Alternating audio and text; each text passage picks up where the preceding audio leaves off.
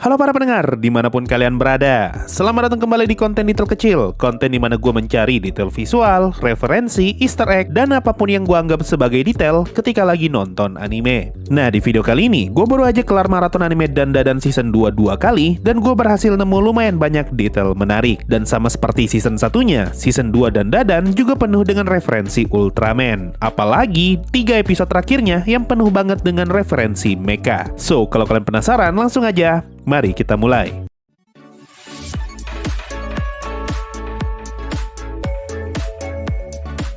Episode 1 Season 2, kita diperkenalkan dengan segerombolan karakter baru yang disebut keluarga Kito. Satu hal yang paling mencolok dari keluarga ini adalah warna kulit mereka yang kelihatan seperti warna abu-abu. Sampai akhirnya masuk episode 5, akhirnya terungkap kalau keluarga Kito sebenarnya adalah makhluk misterius yang disebut manusia bawah tanah. Dan penampilan mereka sebagai keluarga Kito ternyata hanyalah penyamaran untuk bisa berbaur dengan manusia. Nah, kalau kalian perhatikan, sejak episode 1, sudah ada banyak sekali clue mengenai keluarga Kito yang sebenarnya alien. Clue pertama ada di warna kulit mereka. Di bagian awal episode 3, Okarun sempat ngomong kalau badan monster cacing dan manusia bawah tanah tidak kuat terkena paparan sinar ultraviolet, alias mereka lemah dengan sinar matahari. Nah, kalau kalian coba cari tahu, salah satu warna yang paling baik untuk menyerap panas adalah warna abu-abu. Sehingga masuk akal kenapa manusia bawah tanah memilih warna abu-abu sebagai penyamaran. Clue kedua ada di mata mereka. Di episode 5, kita diperlihatkan wujud manusia bawah tanah yang matanya bercahaya. Dan beberapa kali di episode 1, kita sempat diperlihatkan matanya keluarga Kito yang bisa bercahaya. Sepertinya ini yang jadi alasan kenapa mayoritas keluarga Kito jarang ngebuka matanya, alias mata mereka sipit. Clue ketiga, ketika keluarga Kito bertarung melawan Momo, kita sempat diperlihatkan salah satu anggota keluarga Kito yang berdarah setelah terkena tendangannya Momo. Dan bukannya merah, darah mereka malah berwarna hitam. Clue keempat, di episode 5, kita sempat diperlihatkan berita penangkapan keluarga Kito. Dan kalau kalian sadar, wajah mereka semua kelihatan retak. Dan tepat setelah scene itu, barulah ketahuan kalau wajah mereka hanyalah penyamaran. Lanjut detail kedua, di episode 1, Jiji dan Okarun tidak sengaja nemu ruangan kosong di balik tembok rumahnya setelah mereka ngebuat tembok rumahnya Jiji bolong. Dan mereka pun menutup lubang itu dengan poster pemain bola. Nah, kalau kalian nggak sadar, poster bola yang mereka pakai buat nutup lubang diambil dari sini. Detail poster ini lumayan diperhatikan soalnya ketika Momo mulai bertarung melawan keluarga Kito, poster ini masih ada. Lalu ketika si Nede nendang Momo, poster ini juga masih ada. Tapi anehnya, ketika Momo terdorong sampai ngebuat tembok rumahnya rubuh, poster ini malah hilang. Nah, ini dia satu hal yang gue notice dari season satunya dan ternyata masih dibawa sampai ke season 2, yaitu anime Dan kadang merhatiin banget detail visual kecil semacam ini. Tapi di saat yang bersamaan, detail ini juga kadang kelupaan. Nanti bakal ada detail lain yang kayak gini juga. Lanjut detail ketiga, ketika si nenek bertarung melawan Momo, dia sempat mengeluarkan jurus yang disebut Jennifer Lopez Anaconda. Jennifer! Anaconda! Kalimat ini merefer ke film jadul tahun 1997 yang judulnya Anaconda, dan Jennifer Lopez adalah nama aktris yang main di film itu. Nah, alasan kenapa nama jurus nenek ini disebut Anaconda karena gaya bertarungnya mengambil referensi dari film action Cina yang disebut Snake Arts atau gaya ular. Kalau kalian dulu pernah nonton film action Cina di TV, kalian pasti familiar dengan gaya ini. Detail keempat, kalau kalian perhatikan scene ini, salah satu benda yang Momo lempar ke si nenek adalah anggota keluarga Kito yang kepalanya gundul, dan orang itu langsung ditendang sama si nenek. Nah, setelah si nenek berhasil menghantam Momo dengan jurus Anaconda, di sini bisa kita lihat kalau orang yang ketendang tadi baru saja sadar. Detail kelima, awalnya gue heran kenapa semua anggota keluarga Kito bisa ikut jatuh ke dalam lubang. Padahal di scene ini kelihatan jelas hanya setengah keluarga Kito yang hampir jatuh. Tapi setelah gue perhatikan lagi, ternyata alasan keluarga Kito yang lain bisa ikut jatuh karena mereka ketarik sama Jiji. Di sini bisa kita lihat Jiji lagi berusaha menahan salah satu anggota keluarga Kito yang ada di luar tembok. Dan sepertinya setelah mereka jatuh, para anggota Kito yang di luar tembok berusaha menahan orang yang dipegang sama Jiji biar tidak ikutan jatuh. Tapi ujung-ujungnya mereka semua malah ikutan jatuh. Detail ke-6, kalau kalian perhatikan lubang tempatnya si cacing bawah tanah, di area temboknya terdapat banyak sekali tekstur yang tampak seperti akar pohon. Tapi setelah gue perhatikan, benda itu sepertinya bukan akar pohon, melainkan bekas kulitnya si cacing bawah tanah. Soalnya ukuran benda itu sama besar seperti ukurannya si cacing. Dan di awal episode 1 sempat disebutkan kalau bekas kulit Tsuchinoko yang ada di kuil sebenarnya adalah sisa kulit dari ular besar yang berganti kulit. Detail ke-7, awalnya gue penasaran, apa sebenarnya benang putih yang menyelimuti semua rumah di tempat keempat ini. Apakah ini benang laba-laba atau benda yang lain? Dan di episode 2 akhirnya ketahuan kalau semua benang putih yang kita lihat di sini adalah bagian dari rambutnya Evil Eye yang tumbuh dan menjalar keluar. Detail ke-8 masuk episode 2. Balik lagi kita ngomongin detail visual. Semenjak season 1 ada 2 detail visual yang selalu gue perhatikan dari anime Dandadan, yaitu detail mengenai keberadaan nenek turbo dan detail sepatu yang mereka pakai. Contohnya ada di awal episode 2 di mana kita diperlihatkan Momo yang pengen bundir tapi gagal karena di perutnya ternyata ada nenek turbo dan malah nenek turbo yang kena tusuk. Nah, setelah gue perhatikan baik-baik, sama sekali tidak ada clue yang memperlihatkan lokasi nenek turbo sebelum dia tiba-tiba muncul di perutnya Momo. Bahkan tepat sebelum Momo pengen bundir, kita sempat diperlihatkan Momo yang lagi terkapar dan di area perutnya sama sekali tidak ada nenek turbo. Detail lain yang berhubungan dengan nenek turbo ada di ending episode 2 di mana kita sempat diperlihatkan nenek turbo yang jatuh dari Momo ketika mereka terkena tendangannya Gigi. Lalu di episode 3 ketahuan kalau nenek turbo ternyata ketinggalan di ruangan itu. Tapi kalau kalian perhatikan lagi scene ketika nenek turbo jatuh dari Momo, tepat di scene berikutnya kita diperlihatkan Gigi dan Okarun yang lagi adu tendangan dan di dekatnya Momo sama sekali tidak ada nenek turbo. Padahal harusnya nenek turbo masih ada di situ. Kasusnya sama kayak detail poster tadi. Detail kecil kayak gini kadang diperhatiin banget tapi juga kadang kelupaan. Lanjut detail ke-9, di episode 2 akhirnya terungkap siapa sosok hantu yang mencoba mendekati Gigi dan hantu itu disebut Evil Eye alias mata jahat. Nah, di episode ini kita sempat diperlihatkan scene flashback Evil Eye ketika masih hidup di mana dia dikurung di dalam ruangan yang ada jendelanya. Dan kalau kalian sadar, jendela di ruangan itu bentuknya kayak mata. Detail ke-10, ketika lagi di ruangan paling bawah, Momo dan Gigi tiba-tiba kena setrum dan sesaat kemudian ruangan itu dipenuhi dengan lendirnya si cacing. Melihat kondisi mereka saat ini, Momo langsung protes ke Nenek Turbo mengenai kehokiannya yang lagi nggak jalan. Dan Nenek Turbo membalas kalau hoki ini bukan milik siapa-siapa, malahan bisa jadi musuh mereka yang bakalan hoki. Nah, kalau kalian nggak sadar, sebenarnya kehokiannya Nenek Turbo saat ini sedang berjalan, tapi bukan buat Momo, melainkan buat Okarun di episode 5 nanti. Karena kalau ruangan ini tidak dipenuhi dengan lendirnya si cacing, maka Okarun dan Nenek Turbo pasti bakalan mati tertimpa lava. Detail ke-11, buat kalian yang nggak sadar, ketika Gigi masuk ke dalam ruangannya Evil Eye, kita sempat diperlihatkan tubuh aslinya Evil Eye yang terikat di tiang. Tapi setelah Gigi menyatu dengan Evil Eye, tubuh aslinya Evil Eye langsung hilang. Detail ke-12, mayoritas scene bola di episode 2 mengambil referensi dari anime bola jadul. Contohnya scene Momo yang nahan bola dengan 2 tangan besar, merefer ke karakter utama dari Inazuma Eleven, yaitu Endo Mamoru. Dia adalah karakter kiper yang punya kemampuan bisa nahan bola dengan ngeluarin tangan raksasa. Referensi berikutnya ada di scene Okarun dan Gigi yang adu tendangan, yang mana ini merefer ke scene ikonik dari anime Captain Tsubasa, yaitu ketika Tsubasa dan Hyuga adu tendangan. Detail ke-13, pindah ke episode 3. Di awal episode, kita diperlihatkan Okarun dan Momo yang lagi mencoba keluar dari dalam lubang. Lalu Okarun kepikiran untuk melempar Momo ke udara dengan menggunakan sofa. Nah, buat yang gak sadar, sofa yang Okarun pakai diambil dari scene ini. Detail ke-14, di episode ini, Okarun sempat bertarung melawan Evil Eye, di mana Okarun berhasil mengalahkan Evil Eye dengan teknik squat. Nah, teknik squat yang kita lihat di episode ini merupakan hasil latihan Okarun dari season 1 episode 8. Selain itu, setelah Okarun berhasil mengalahkan Evil Eye, Okarun sempat ngomong mengenai 3 alasan kenapa si Evil Eye bisa kalah. Dan alasan yang ketiga karena si Evil Eye sudah ngebuat Okarun marah. Nah, scene Okarun di sini merefer ke anime JoJo Part 3 ketika Jotaro berhasil mengalahkan Dio. Dan Jotaro ngomong kalau ada satu alasan kenapa Dio bisa kalah, karena Dio telah ngebuat Jotaro marah.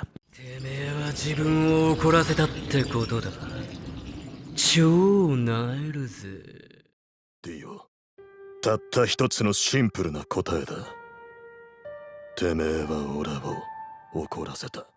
Detail ke-15, setelah berhasil mengalahkan Evil Eye, kita sempat diperlihatkan Okarun yang kesusahan mengangkat tubuhnya Gigi. Padahal di episode 2, Gigi sempat lari dari kejaran cacing bawah tanah sambil menggendong Okarun dan Momo yang lagi tidak sadarkan diri. Nah, kedua scene ini mencoba memperlihatkan seberapa jauh perbedaan kekuatan fisik antara mereka berdua. Makanya jangan heran kenapa Gigi kelihatan overpower banget di arc ini. Detail ke-17, di bagian akhir episode 3, setelah Momo berhasil mengalahkan cacing bawah tanah, Momo sempat ngebuat pose kayak gini, kayak gini, dan juga kayak gini. Yang mana semua pose ini merefer ke pose Ultraman yang ini. Detail ke-18, masuk episode 4, di awal episode, Momo akhirnya paham mengenai maksud dibalik legenda naga terbang ke langit yang menjadi pertanda gunung mau meletus. Di mana Momo yakin kalau naga terbang yang dimaksud bukan merefer ke si cacing bawah tanah, melainkan geyser yang tiba-tiba muncul di permukaan. Ini berarti alasan kenapa air mancur di tempat Momo mandi yang ada di awal episode 1 bisa rusak bukan karena pengaruh dari kekuatannya Momo ataupun nenek turbo, melainkan memang sudah waktunya untuk gunung berapi di tempat itu meletus. Dan salah satu tandanya adalah munculnya geyser. Jadi simpelnya, gunung berapi di tempat ini pasti akan tetap meletus meskipun Momo gagal ngalahin si cacing bawah tanah. Detail ke-19,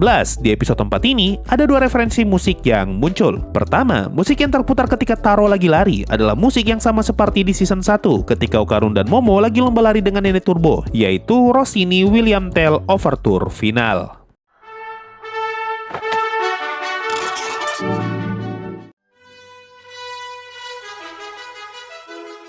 Musik ini memang sering dipakai ketika lagi lomba lari, terutama balapan kuda. Kedua, musik yang anaknya si Alien nyanyikan di sini adalah musik yang sama dengan yang si Alien petinju nyanyikan di season 1, yaitu lagunya ABBA yang berjudul Chiquitita.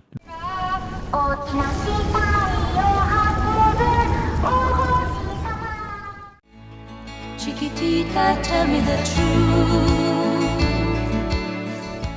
Detail ke-20, pindah ke episode 5, di awal episode, kita diperlihatkan ritual pengusiran Evil Eye yang ada di dalam tubuhnya Gigi, dan di belakang neneknya Momo ada Okarun dan juga si alien petinju. Nah, kalau kalian perhatikan, kepala bagian kanannya si alien petinju dipasangin perban, atau mungkin koyo. Ini karena di episode sebelumnya, si alien petinju sempat terkena hantaman bolanya Evil Eye di scene ini. Dan di scene ini, kelihatan jelas kalau ada bekas memar di sebelah kanan kepalanya si alien. Detail ke-21, setelah mereka sadar kalau Gigi bakal berubah jadi Evil Eye jika terkena air dingin dan bakal balik normal kalau terkena air panas, kita malah diperlihatkan Gigi yang nyanyi lagu ini. Nah, buat yang nggak tahu, lagu yang Gigi nyanyikan di sini merefer ke lagu opening anime Ranma setengah. Ini adalah anime yang menjadi referensi kasusnya Gigi dengan Evil Eye, di mana gendernya Ranma bakalan berubah setiap kali terkena air dingin ataupun air panas.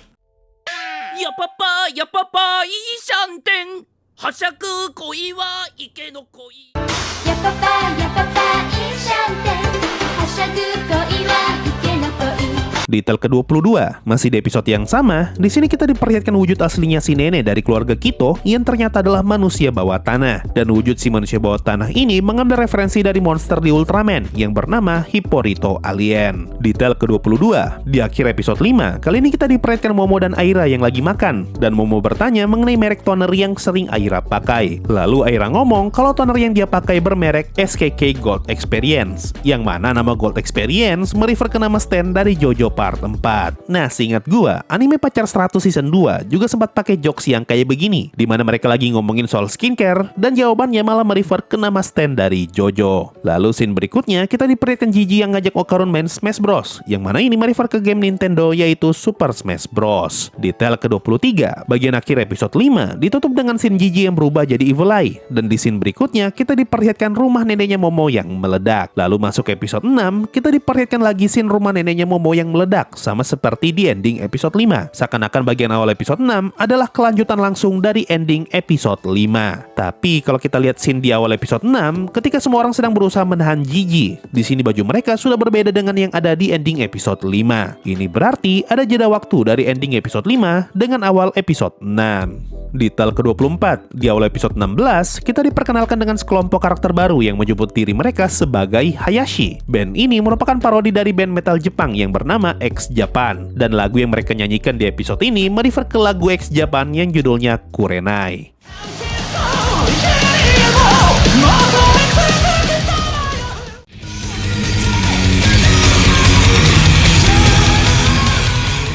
Nah, ada detail menarik banget dari band ini. Ketika mereka pertama kali muncul di rumah neneknya Momo dan langsung disuruh balik, kita sempat diperlihatkan anggota band Hayashi yang lagi berbaris pulang. Dan kalau kalian sadar, di depan gerbang rumah neneknya Momo sudah dipasangin kembang api dan juga lampu konser. Jadi bisa dibilang, sebelum mereka masuk menyapa neneknya Momo, mereka sudah selesai mengatur kembang api untuk visual effect dan juga lighting buat mereka manggung. Dan kalau kalian gak sadar, kembang api yang mereka pasang meledak di scene ini. Selain itu, scene ketika mereka lagi setting audio sebelum tampil mengambil referensi dari film Back to the Future, yaitu scene ini.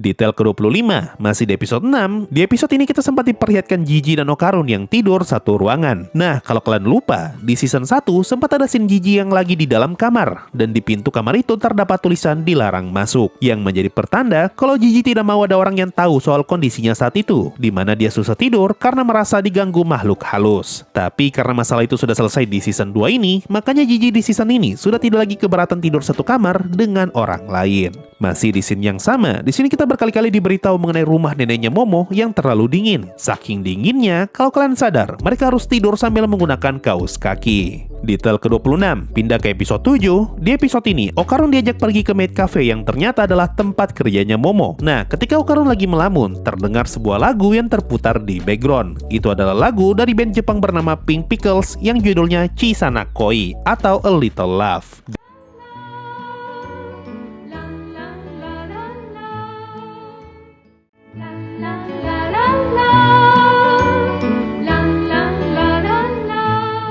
Di episode ini juga, ketika Momo menunggu jam pulang, terdengar lagu klasik yang terputar. Gua tidak tahu cara bacanya gimana, yang jelas tulisannya kayak gini.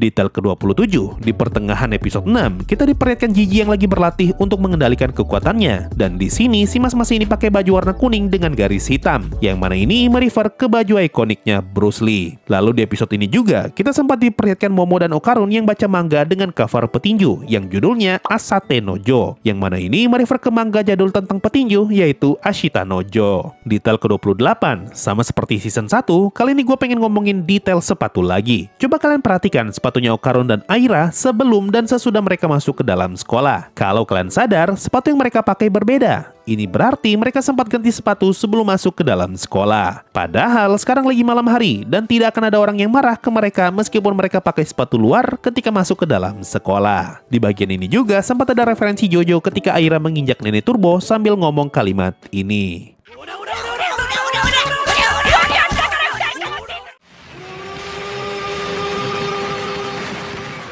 Masih ngomongin soal sepatu, setelah balik dari sekolah, Okarun langsung menantang Evil untuk bertarung. Dan kalau kalian sadar, Okarun sejak awal sudah tidak pakai sepatu, yang jadi pertanda kalau dia sudah siap untuk bertarung. Detail ke-29, masuk episode 9, episode ini penuh dengan referensi musik klasik. Mari kita bahas satu-satu. Hantu yang main piano merupakan hantu dari lukisan Ludwig van Beethoven. Lalu hantu yang main seruling merefer ke Johann Sebastian Bach. Hantu yang main cello merefer ke Antonin Dvořák. Lalu hantu yang main biola merefer ke Wolfgang Amadeus Mozart. Hantu yang main trompet merefer ke Franz Schubert. Dan hantu yang jadi konduktor merefer ke Herbert von Karajan. Nah, alasan kenapa hantu Antonin Dvořák ngomongin soal kereta, karena dia memang dikenal sangat menyukai kereta. Lalu alasan kenapa hantu Mozart ngomongin tai, karena dia dikenal sangat suka ngejok soal tai. Lalu alasan kenapa Schubert ngomongin bapaknya, karena dia adalah orang yang ngekompos lagu berjudul El Kunik, dan di dalam lagu itu ada lirik tentang bapak. Nah, mendengar kata Bapa, hantu Bach marah dan dia ngomong kalau dirinya juga hebat. Ini karena Bach punya julukan sebagai Father of Music. Selain itu, Bach juga diketahui memakai wig. Makanya ketika Okarun berhasil mengalahkan mereka, kita diperlihatkan wignya Bach yang terlepas. Lalu alasan kenapa hantu Karajan ngomongin soal tempo, karena dia dikenal sebagai orang yang sangat peka dengan tempo musik. Sudah cukup ngomongin musik-musik ini, mari kita pindah ke detail 30. Di episode 9, kita diperkenalkan dengan alien baru bernama Ludris, di mana alien ini merupakan pencampuran antara karakter Steve dari game Minecraft dan juga monster biru Gamo dari Ultraman. Lalu di ending episode 9, kita sempat diperlihatkan gurunya Okarun yang pakai baju warna oranye, yang mana ini merefer ke seragamnya MAT atau Monster Attack Team dari Ultraman. Detail ke-31, sekarang mari kita masuk ke episode 10. Mulai dari episode ini, bakalan banyak banget referensi anime mecha. Di awal episode 10, kita diperlihatkan alarmnya Kinta yang kayak gini. Nah, scene alarm itu mengambil referensi dari opening anime Gundam tahun 1979. Lalu setelah itu, kita diperlihatkan Kinta yang lagi jalan sambil nyanyi lagu, yang mana ini lagi-lagi merefer ke anime Gundam, yaitu lagu dari karakter Char Aznable yang judulnya Chargakuru.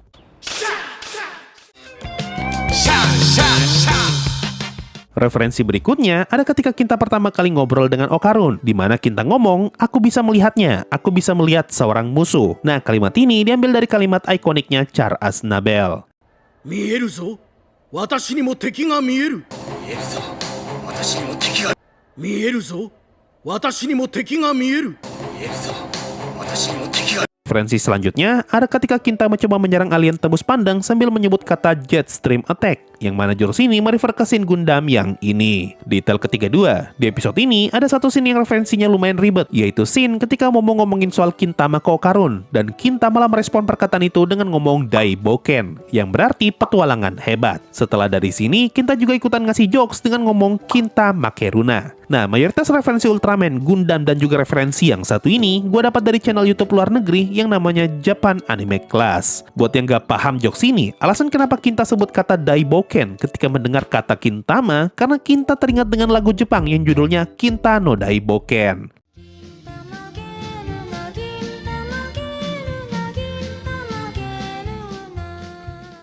Alasan kenapa dia ngomong Kinta Makeruna merefer ke namanya sendiri yang adalah Kinta, dan Makeruna yang berarti jangan menyerah. Tapi di set yang bersamaan, jokesnya tadi juga bisa dibaca Kintama Keruna, yang berarti biji itu jangan ditendang. Dan akhirnya, setelah sekian banyak, kita masuk juga ke episode terakhir Dandadan Season 2, yang isinya masih tentang referensi mecha. Pertama, kaiju yang mereka lawan di episode ini merupakan perpaduan dari dua monster di Ultraman, di mana bentuk tubuhnya diambil dari monster bernama Red King, dan tanduk serta kekuatan listriknya diambil dari monster bernama Neronga. Kedua, scene robot Buddha yang pakai kacamata tajam merefer ke bentuk robot dari anime Gurren Lagann, dan sayap robotnya diambil dari model Gundam yang ini. Ketiga, setelah kita berhasil memukul kaiju untuk pertama kalinya, dia ngomong kalimat benda ini bisa bergerak, yang merefer ke scene Gundam ini.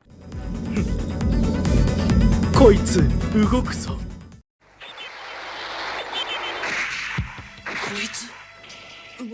Di episode ini juga, Kinta sempat ngomong kalimat penggunaan energinya 5 kali lipat lebih besar, yang mana kalimat ini lagi-lagi mengambil referensi dari anime Gundam, yaitu scene ini. すごい。5倍以上のエネルギーゲインがある。